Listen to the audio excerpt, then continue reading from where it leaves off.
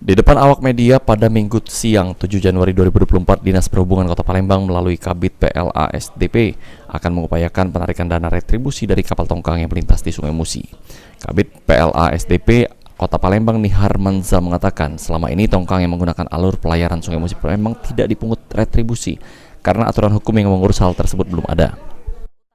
Untuk sejauh ini memang selama ini tongkang yang menggunakan alur pelayaran Sungai Musi ini tidak kita pungut retribusi memang karena aturan dasar hukum yang menjadi pemungutan retribusi tersebut belum ada.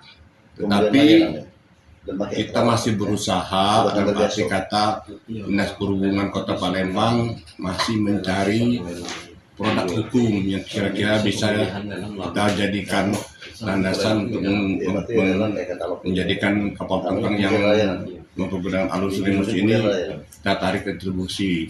Kita sudah berusaha untuk melakukan perubahan terhadap Perda 14 tahun 2011.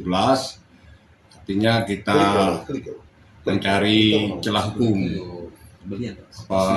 untuk kita mendapatkan retribusi di atas penggunaan alur pelayaran di sungai ini.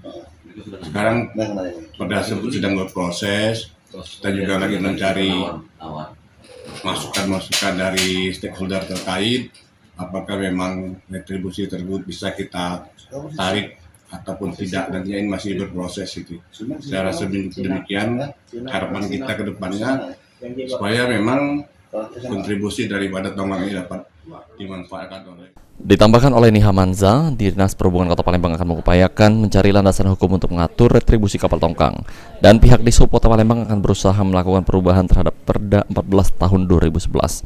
Dishub Kota Palembang berharap agar ke depan kontribusi dari kapal tongkang dapat dimanfaatkan oleh pemerintah Kota Palembang. Ilham Wahyudi, PAL TV.